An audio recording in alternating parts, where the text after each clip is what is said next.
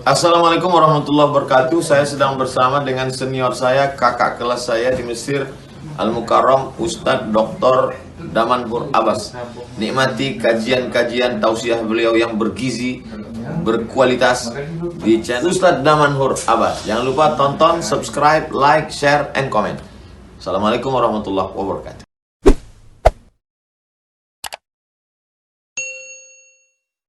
Assalamualaikum warahmatullahi wabarakatuh. Alhamdulillahilladzi khassana bi kitabin unzil wa akramana bi nabiyyin ursil. Asyhadu an la ilaha illallah lahu da'watul haqq harisun 'alaiha wa awjaba tabshiri biha wal takum minkum ummatun yad'una ila al-khair wa ya'muruna bil ma'ruf wa yanhauna 'anil munkar wa ulaika humul muflihun. وأشهد أن محمدًا عبده ورسوله بلغ الرسالة وأدى الأمانة ونصح الأمة وكشف الغمة حتى أتانا اليقين ليلها كنهارها لا يزيغ عنها إلا هالك. اللهم صل وسلم وبارك وأنعم على حبيبنا وشفيعنا وزخرنا ومولانا محمد وعلى أزواجه أمهات المؤمنين وذرياته وآل بيته وأصحابه أجمعين. يا أيها الناس اتقوا الله حق تقاته ولا تموتن إلا وأنتم مسلمون. وقال الله تعالى في القرآن الكريم أعوذ بالله من الشيطان الرجيم بسم الله الرحمن الرحيم كلا لئن لم ينتهي لنسفعا بالناصية ناصية كاذبة خاطئة فليدع ناديه سندع الزبانية كلا لا تطعه واسجد واقترب. Rabbi shrah li sadri wa yassir li amri wahlul 'uqdatam min lisani yafqahu qawli amma ba'd. Hadirin jemaah Jumat yang dirahmati Allah, marilah senantiasa kita panjatkan puji dan syukur kepada Allah yang telah memberikan nikmat iman kepada kita sehingga kita dapat melangkahkan kaki kita ke tempat yang penuh dengan keberkahan. Ini merupakan salah satu kemuliaan yang masih Allah berikan kepada kita, di mana kita diberikan kesempatan untuk bertemu dengan Sang Pencipta jagat raya. Bayangkan, masih banyak di antara saudara-saudara kita pada saat mereka mengetahui panggilan dari Allah, akan tetapi mereka lebih memilih berdiam diri di tempat mereka masing-masing. Kemuliaan tersebut hari ini kita miliki. Semoga bukan hanya di hari Jumat kita memenuhi panggilan dari Allah, akan tetapi setiap 5 waktu kita akan hadir untuk memuliakan diri kita bertemu dengan Sang Khalik Pencipta jagat raya. Salawat dan salam mari sama-sama kita panjatkan kepada junjungan kita Nabi besar Muhammad sallallahu alaihi wasallam yang mengajarkan segala aspek dalam tatanan kehidupan ini. Tidak ada satu pun yang tidak diajarkan oleh baginda Rasulullah sallallahu alaihi wasallam. Tidak satu pun yang tidak disampaikan oleh baginda Rasulullah sallallahu alaihi wasallam. Dikarenakan Rasul addaital amanah wa nasahal ummah wa kashafal ghummah hatta atana al-yaqin lailuha kanahariha la yazighu anha illa halik. Bahwasanya kebenaran yang diajarkan oleh baginda Rasulullah sallallahu alaihi wasallam lailuha kanahariha, Rasul telah menyampaikan segala aspek sehingga terang benderang kendati kita berada di tengah kegelapan. Akan tetapi pada saat kita mengamankan, menunaikan apa yang diperintahkan oleh baginda Rasulullah sallallahu alaihi wasallam, lailuha kanahariha la yazighu anha illa halik, maka kita tidak akan pernah tersesat kendati berada di tengah gelapnya malam. Ini merupakan petunjuk yang diajarkan oleh baginda Rasulullah sallallahu alaihi wasallam. Semoga jemaah yang berhadir pada Jumat ini merupakan di antara umat Nabi Muhammad sallallahu alaihi wasallam yang akan diberikan syafaat oleh baginda Rasulullah sallallahu alaihi wasallam dan akan disuguhkan air dari telaga Kautsar dari tangan mulia tersebut. Allahumma amin. Hadirin jemaah Jumat yang dirahmati Allah, ayat yang khatib bacakan tadi merupakan banyak momentum besar yang terjadi, khususnya suatu hari pada saat terjadi perlawanan yang hebat terhadap sikap yang diberikan oleh Abu Jahal terhadap Rasulullah sallallahu alaihi wasallam. Pada saat itu salah seorang sahabat Rasul Ibnu Mas'ud sedang membaca Al-Quran di Ka'bah, di pelataran Masjidil Haram. Dan pada saat itu apa yang dilakukan oleh Abu Jahal? Umar bin Hisham pada saat itu mendatangi Ibnu Mas'ud dan menampari Ibnu Mas'ud. Bayangkan, setelah Abu Jahal melarang Rasulullah SAW untuk melaksanakan salat di Masjidil Haram, dan begitu dia melihat Ibnu Mas'ud sedang membaca Quran di Masjidil Haram, Maka Abu Jahal pada saat itu menampar Ibnu Mas'ud. Maka Rasul saking geramnya melihat kondisi seperti itu, maka turunlah malaikat Jibril seraya sambil tersenyum. Bayangkan, Ibnu Mas'ud ditampar oleh Abu Jahal, malaikat Jibril turun tersenyum melihat kondisi seperti itu. Lalu Rasulullah SAW menanyakan kepada Jibril, "Wah Jibril, kenapa engkau tersenyum pada saat Ibnu Mas'ud ditampar oleh Abu Jahal?" Maka pada saat itu Jibril mengatakan, "Engkau akan mengetahui bagaimana kondisinya ke depan hari ini." Apa yang terjadi setelah 15 tahun, tepatnya di tahun kedua Hijriah, umat Islam berperang melakukan perang yang dinamakan dengan perang yang paling dahsyat, yaitu perang Badar. Maka apa yang terjadi? Abu Jahal tewas dalam peperangan tersebut setelah kakinya dilukai sehingga dia terjatuh. Maka pada saat itu datanglah Ibnu Mas'ud menduduki di atas dadanya. Nah, pada saat itu Abu Jahal yang sudah tidak berdaya lagi, akan tapi dia bisa melihat dengan jelas wajah Ibnu Mas'ud. Apa yang dia katakan? "Sungguh terhinanya hari ini aku, dikarenakan ada seorang yang remeh-temeh menaiki sebuah puncak gunung yang tinggi. Dia masih bersikap sombong terhadap dirinya kendati dia mau sakaratul maut. Dia menganggap Ibnu Mas'ud itu adalah orang yang memelihara kambingnya, adalah orang yang paling rendah kastanya, dan duduk di atas dadanya untuk membunuhnya. Dan dia masih menganggap Ibnu Mas'ud adalah orang yang rendah." Maka apa yang dilakukan oleh Ibnu Mas'ud pada saat itu? Ibnu Mas'ud memenggal lehernya sehingga diambillah kepala Abu Jahal tersebut lalu diseretnya di atas tanah. Ini yang membuat malaikat Jibril tersenyum melihat kondisi pada saat ayat yang khatib bacakan tadi. "Kalla la illam yantahi lanasfa'an bin nasiyah." Sungguh tidak, kalau dia Abu Jahal tidak berhenti melarang agama ini, maka sungguh kami akan seret kepalanya.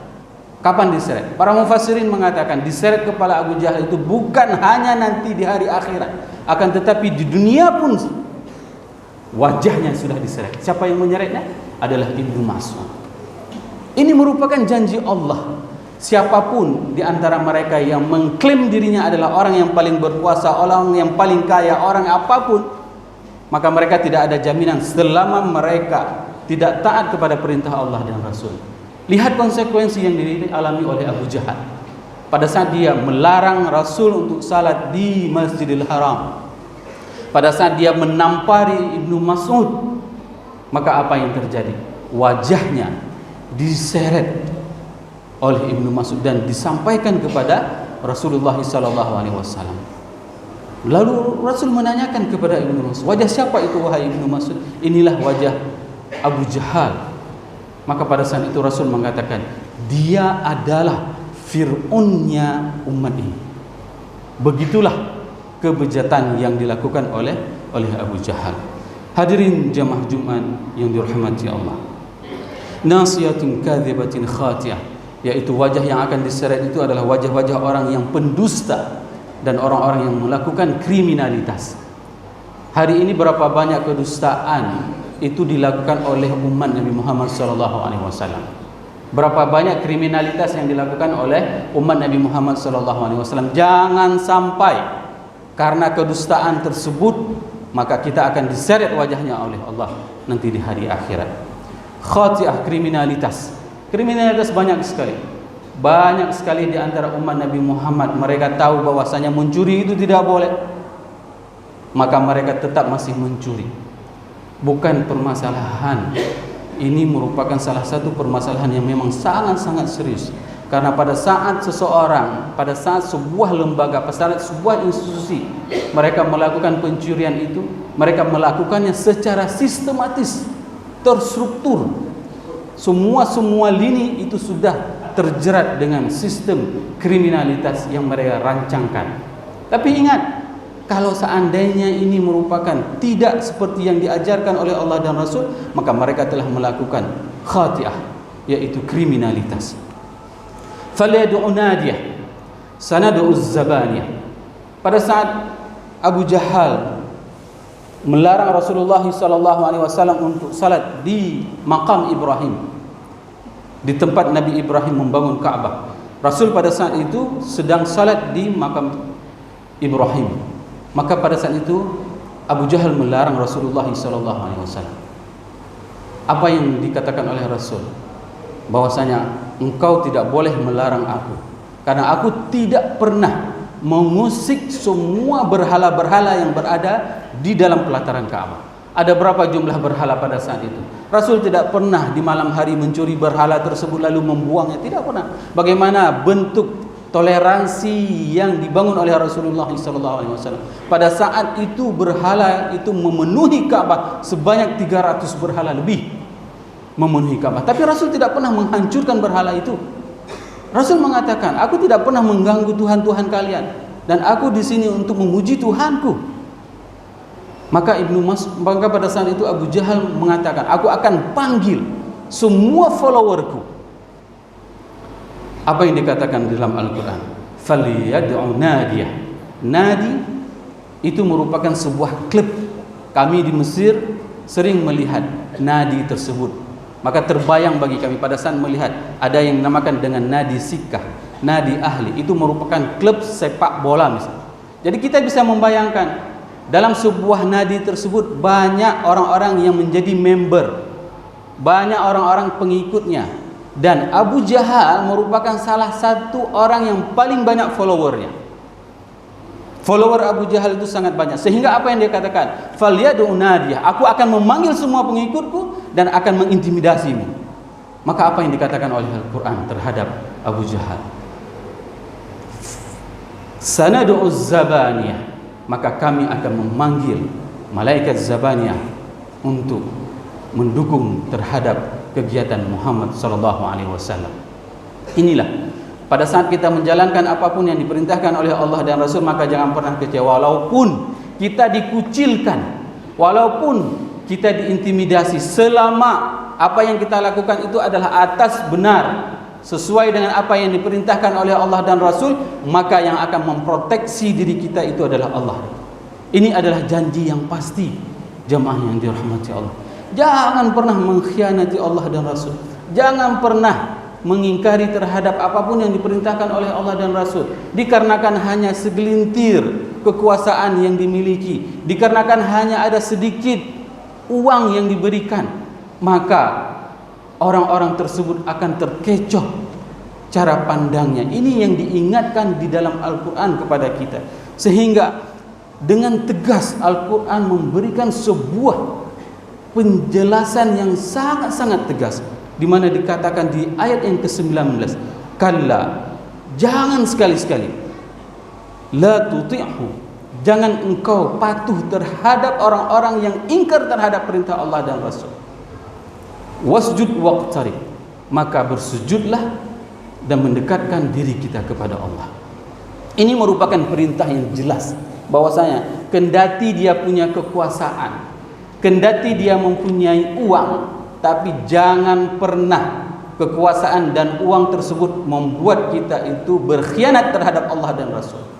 Sedih hari ini hanya dikarenakan ada uang 500 juta kita berani untuk mengkhianati umat Islam. Sedih apabila kita dikhianati dengan uang 1 miliar. Emangnya 1 miliar itu bisa aman dari neraka? Emangnya 1 miliar itu bisa aman dari diseret wajah kita nanti di hari akhirat?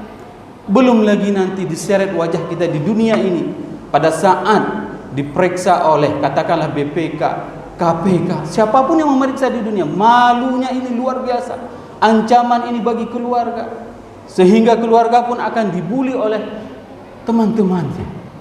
Ini yang harus kita ingatkan.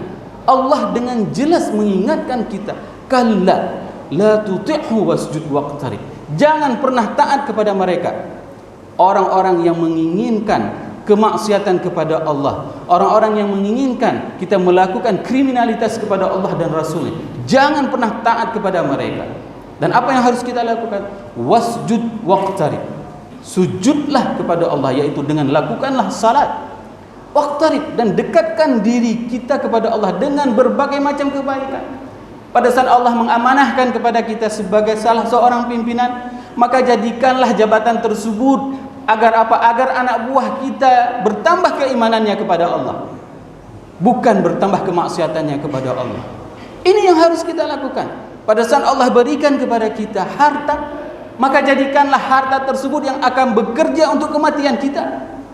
Jangan kita jadikan harta tersebut adalah untuk menjadikan anak keturunan kita sehingga mereka bermusuhan, sehingga mereka saling membunuh antara satu dengan yang lainnya. Ini merupakan pesan penting bagi kita, terlebih jemaah yang dirahmati Allah. Kita sudah memasuki bulan Rajab. Banyak para ustaz mengatakan tidak ada amalan khusus di bulan Rajab. Betul. Tapi apa amalan kita yang kita persiapkan untuk mempersiapkan Ramadan? Ini yang menjadi pertanyaan bagi kita semuanya. Jangan kita hanya menyalahkan tidak ada amalan khusus tapi kita tidak mempunyai amalan apapun. Ini naif namanya.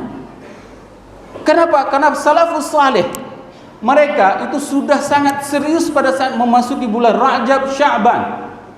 Mereka mengungkapkan Rajab itu merupakan bulan bercocok tanam. Mereka akan menanami semua benih-benih di bulan ini. Sedangkan Sya'ban itu adalah bulan di mana mereka itu akan menyirami, memupuki semua benih-benih mereka. Dan Ramadan adalah bulan bagi mereka untuk memetik hasilnya. Sehingga kalau seandainya kita sudah mulai hari ini menanam benih tersebut, benih apa yang kita tanam? Apa amal spesial kita di bulan ini? Itu yang harus kita tanamkan. Kalau dulu kita tidak pernah melakukan salat qiyamul lail, maka mulai malam ini, bulan ini, lakukanlah salat qiyamul lail. Kalau dulu kita tidak pernah melakukan salat witir atau salat witir kita bolong-bolong, maka tanamkanlah benih witir di setiap malam dalam kehidupan kita ini. Ini benih yang akan kita pupuk sampai dengan Sya'ban. Nah, pada saat Sya'ban dan di Ramadan itu tidak akan terasa berat lagi pada saat kita menemukan dengan Ramadan, karena kita akan menemukan halawatul iman, akan merasakan manisnya beribadah di bulan tersebut. Sehingga kita tidak akan pernah menemukan kalau seandainya di bulan awal bulan Ramadan orang yang salat itu sungguh luar biasa, penuh masjid. Tapi apa yang terjadi? 15 Ramadan, maka volumenya juga akan mengecil seperti kecilnya ekor tikus. Inilah kondisi umat Islam. Kenapa? Karena mereka tidak pernah mempersiapkan Rajabnya, tidak pernah memupuki di Sya'bannya, dan tidak akan pernah menuai hasil buah keindahan iman di bulan Ramadan. Semoga khutbah singkat ini bermanfaat bagi khatib dan bagi jemaah semuanya, sehingga kita bisa meningkatkan keimanan dan kecintaan kita kepada Allah dan kepada Rasulullah sallallahu alaihi wasallam. Barakallahu li wa lakum fil Qur'anil Karim wa nafa'ani wa iyyakum bima fihi minal ayati wa dzikril hakim wa taqabbala minni wa minkum tilawatahu innahu huwas samiul basir.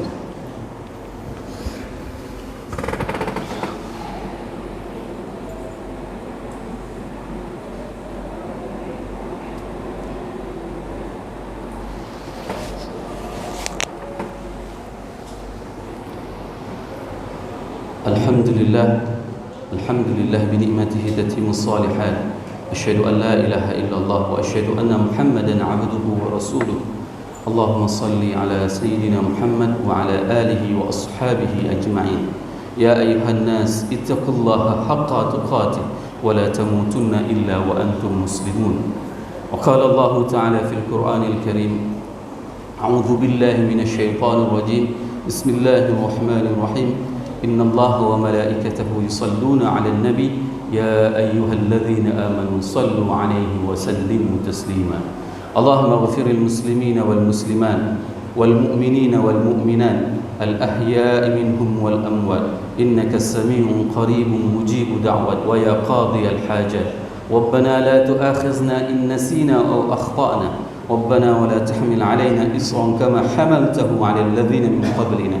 ربنا ولا تحملنا ما لا طاقة لنا به. واعف عنا واغفر لنا وارحمنا أنت مولانا فانصرنا على القوم الكافرين. اللهم أعز الإسلام والمسلمين وهلك الكفرة والمشركين ودمر أعداءك أعداء الدين. اللهم انصر إخواننا المستضعفين المظلومين في غزة. اللهم انصر إخواننا المستضعفين المظلومين في بيت المقدس.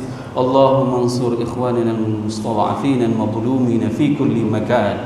اللهم ارزقنا بأن نصلي في مسجد الأقصى حر عزيز اللهم ارزقنا بأن نصلي في مسجد الأقصى حر عزيز اللهم ارزقنا بأن نصلي في مسجد الأقصى حر عزيز ربنا آتنا في الدنيا حسنة وفي الآخرة حسنة وقنا عذاب النار وأقيموا الصلاة